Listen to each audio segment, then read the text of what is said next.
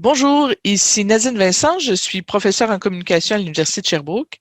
Je suis aussi linguiste et lexicographe et membre du CRIFUC, le Centre de recherche interuniversitaire sur le français en usage au Québec. Aujourd'hui, j'ai le plaisir de vous présenter le dictionnaire québécois Usito auquel j'ai participé. Pour commencer, il est important de préciser qu'hors de France, il n'y a qu'au Québec que l'on produise des dictionnaires généraux, c'est-à-dire des dictionnaires qui décrivent l'ensemble de la langue française, et ce depuis 1957. Alors, dans le dictionnaire Usito, vous allez trouver bien sûr des québécismes, des particularismes propres aux Français en usage au Québec, mais vous allez trouver aussi l'ensemble des mots partagés comme table, chaise, soleil ou liberté. Alors, quand on fait un dictionnaire, il faut se demander d'abord quelles variétés de français on décrit, à partir de quels usages. Nous, on a constitué un corpus de textes publiés au Québec ou publiés par des Québécois qui contient plus de 52 millions d'occurrences. Et évidemment, le dictionnaire était d'abord destiné aux usagers québécois. Mais comme il n'y a qu'au Québec, comme je vous disais, qu'on fait des dictionnaires à part en France, ben ça devient le Québec devient un autre pôle de description de la langue française. Alors, pour nous, dans une approche variationniste, on considère qu'il y a différentes variétés de français, qu'il y a un français commun, qui fait que nous parlons une langue commune, mais que chaque variété a ses particularismes. Si vous consultez les dictionnaires faits en France, par exemple le Petit Robert et le Petit Larousse, l'approche est plutôt que le français commun, c'est le français de France, et plus spécifiquement le français de Paris, et que toutes les autres régions de France et hors de France où l'on parle français n'ont que des régionalismes qui s'ajoutent au français de France. Si on prend par exemple un mot simple connu de tous pour décrire cette boisson rafraîchissante à base de jus de citron, alors on l'appelle citronnade en France et limonade au Québec. Voyons comment elle est décrite dans les dictionnaires. Dans les dictionnaires français, par exemple, pour citronnade, on vous dira dans le Robert et le Larousse, en fait, on ne vous dira pas que ce mot n'est pas partagé par l'ensemble de la francophonie. Comme ce mot est utilisé à Paris, on le présente comme un mot non marqué, donc comme un mot pan-francophone. Dans le Robert, on vous signalera qu'il existe un régionalisme qui est limonade. Dans le Larousse, on ne vous dira rien. Sous le mot limonade, au sens de la boisson rafraîchissante, le Robert vous dira que ce mot est vieux, c'est-à-dire qu'il est sorti de l'usage en France, puisqu'avant, on désignait par limonade en France cette boisson rafraîchissante faite de jus de citron. Et on dit que cet emploi est encore utilisé dans certaines régions, donc le Canada, la Louisiane et Haïti, donc en Amérique. Et on vous dit aussi que le sens moderne de limonade, c'est une boisson gazeuse. Donc, vous comprenez bien qu'un Québécois qui consulte le Robert se fait dire d'abord que le sens moderne, c'est ce que nous, on appelle du 7-Up, du Sprite ou du soda au citron, et que notre sens courant est considéré comme vieux ou régional, ce qui n'est pas un miroir très représentatif de nos usages. Dans le Larousse, on va vous donner en sens premier la boisson gazeuse et en sens 2 un sens marqué Québec, qui est évidemment notre usage courant. Comment est-ce que ces mots sont décrits dans Usito? Ils sont écrits assez différemment. En fait, ils sont décrits sur le même pied. On dit, on explique quel sens est propre au Québec, quel sens est propre à la France. On dit pour le sens de limonade qui est propre au Québec que cet emploi est vieilli en France et on explique que le mot citronnade est propre à la France. Donc, pour chacun des cas, on indique comment l'autre dit le mot. Donc, on va dire que la citronnade des Français et la limonade des Québécois, que la limonade des Français et le soda au citron des Québécois. Alors, si on veut résumer la chose pour le marquage géographique, les dictionnaires français, si on ne prend que le français québécois et le français de France, les dictionnaires français ne vont marquer que ce qui est propre au Québec, ne marqueront jamais ce qui est propre à la France, alors qu'Usito va marquer aussi bien ce qui est propre au Québec et ce qui est propre à la France, et ne marquera pas ce qui est partagé. Alors, qu'est-ce qu'on trouve dans Usito? On trouve de tout, je vais vous parler de certaines particularités. Par exemple, les emprunts aux langues autochtones qui font partie de notre vocabulaire courant. Par exemple, le mot wawaron. Donc, il n'y a qu'un mot pour désigner cette grosse grenouille très commune au bord de nos lacs et de nos rivières, surtout de nos lacs en fait. C'est le mot wawaron. Et les Québécois ne connaissent pas d'autres mots. Les Français l'appellent grenouille-taureau, donc nous indiquons en renvoi de wawaron grenouille-taureau. Chaque fois que c'est possible dans l'usito, on fait le pont entre les différentes variétés de français. Il y a aussi des cas comme le mot beurré, qui est un mot qui a déjà été partagé par la France et le Québec, qui n'est plus en usage en France et qui est encore très, très utilisé au Québec. Donc, prenez l'image d'un arbre, disons que la branche française a arrêté de pousser alors que la branche québécoise a continué à fleurir. Donc, au départ, pour tout le monde, une beurrée était une tranche de pain recouverte de beurre.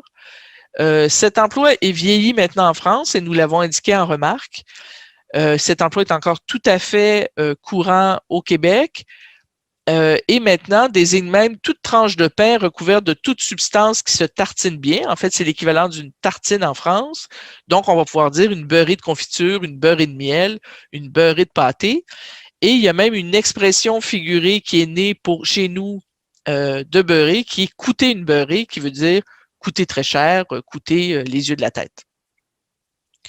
Bon, on retrouve évidemment une description plus précise des réalités québécoises. La cabane à sucre, par exemple, qui est une activité traditionnelle, patrimoniale, et qui marque l'arrivée du printemps au Québec. Donc, vous allez avoir tout le vocabulaire de la cabane à sucre, aussi bien le sirop, la tire, le beurre d'érable, que les expressions comme aller à la cabane à sucre, que la différence entre une cabane traditionnelle, familiale, qu'une cabane à sucre commerciale. Et vous allez avoir des mots plus précis pour décrire cette industrie comme acériculture, acériculteur, acéricultrice ou acéricole. Et parce qu'un dictionnaire est toujours ancré quelque part, même pour des mots partagés, la description ne sera pas la même. Par exemple, pour vous, est-ce qu'une oie est d'abord un animal domestique ou un animal sauvage? Pour la France, dans le Robert, c'est clairement d'abord un animal domestique, donc l'oie de basse-cour. Donc, le sens premier très défini concerne cet animal, cet oiseau palmipède depuis très longtemps domestiqué. Et vous allez avoir les exemples qui vont avec, le troupeau d'oies, la gardeuse d'oies, engraisser, gaver les oies. Alors que pour l'oie sauvage, la description est nettement plus succincte.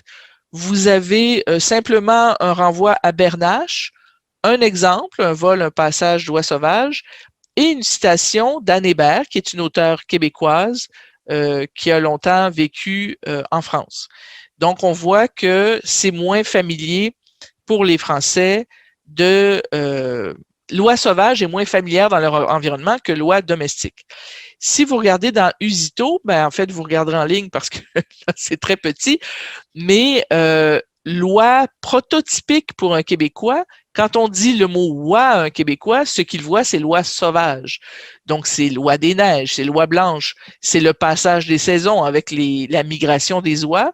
Donc, le sens de l'oie sauvage est très défini, exemplifié, illustré avec des citations, alors que l'oie domestique est présente aussi, mais la définition, la description est beaucoup plus réduite.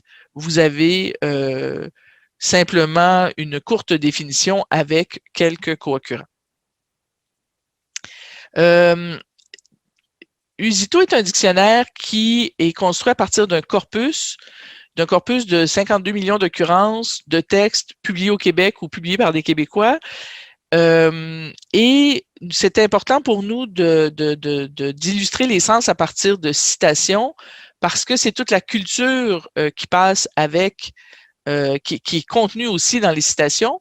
Donc, pour un mot comme abîme, vous pouvez trouver trois auteurs de trois époques différentes, trois auteurs québécois, Émile Nelligan, Laure Conant et Marie Laberge, qui sont, dont les textes servent à illustrer des sens pan-francophones. Mais comme l'ensemble de la littérature française fait aussi partie de notre culture, vous pouvez trouver dans un article une citation de Voltaire, donc du 18e siècle, qui cohabite avec une citation de l'auteur québécois Yves Beauchemin du 20e siècle. Et évidemment, nous avons des référents communs. Pour le mot astéroïde, par exemple, c'est bien sûr l'astéroïde B612 du Petit Prince qui va servir à illustrer ce sens. Donc, le Petit Prince d'Antoine de Saint-Exupéry. Et pour Phénix, ben, c'est la citation tirée de la fable de Jean de La Fontaine qui est là, puisque pour tout francophone, quand on entend Phénix, on pense à cette citation. La culture, c'est aussi le rapport à la langue. Donc, je vais terminer en vous donnant deux exemples bien connus de particularisme du français québécois, donc d'attitude des Québécois par rapport à la langue. D'abord, les anglicismes, compte tenu de leur situation géographique et démographique et historique, les Québécois sont entourés d'anglophones et entourés que d'anglophones, donc craignent beaucoup l'assimilation à l'anglais et ont un rapport particulier à l'anglais et aux emprunts à l'anglais. Donc, les emprunts à l'anglais vont être très, très fréquents dans la langue familière, dans la langue courante, dans la langue orale, mais on va éviter de les laisser accéder à la norme et surtout à la norme écrite. Évidemment, c'est une attitude qui s'explique et qui ne vaut que pour les mots, que pour les emprunts à l'anglais. On n'a évidemment pas cette attitude-là pour les emprunts au japonais, à l'italien ou au mexicain, qui ne sont pas des langues qui menacent le français au Québec.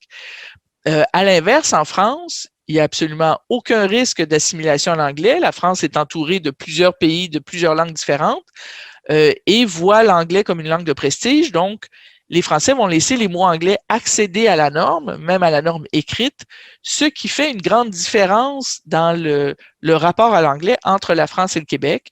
Alors, un mot comme selfie, qui est présent dans tous les textes en France, qui n'est pas critiqué dans le dictionnaire, et qui est tout à fait courant dans la langue orale au Québec, va être critiqué au Québec dans le dictionnaire et on va lui préférer le mot égo-portrait, le mot égo-portrait qui a d'ailleurs été créé par un journaliste québécois. Et donc, dans les textes écrits standards, on va préférer utiliser le mot égo-portrait. Donc, vous voyez que l'article pour égo-portrait, il y a une description, il y a une définition, une citation, alors que pour selfie, tout ce qu'on dit, en fait, c'est qu'il ne faut pas utiliser selfie, qu'il est préférable d'utiliser égo-portrait. On donne des exemples avec des équivalents.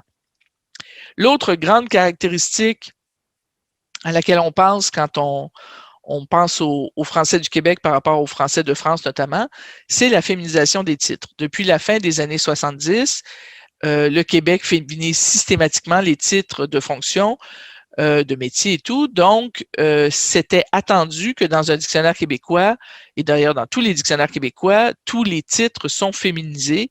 Et de plus, nous avons délibérément décidé d'écrire les formes féminines au long. Donc, vous allez avoir avocate, vous n'aurez pas un petit ate après la virgule pour marquer la forme féminine. Donc, les deux mots sont sur le même pied.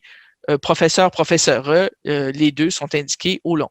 Et comme je vous disais en début de présentation, on essaie de faire le pont notamment avec le français de France. Donc, par exemple, pour professeur, on va écrire en remarque le féminin professeur est surtout en usage au Québec. En France, la forme professeur R est aussi utilisée comme appellation de genre féminin, ce qui ne veut pas dire que professeur n'est pas utilisé en France. Même chose pour pompier, pompière. Alors voilà, c'était un petit tour très rapide, une petite première visite guidée du dictionnaire Usito. À vous maintenant de le découvrir davantage. Il est accessible gratuitement en ligne. Bonne visite.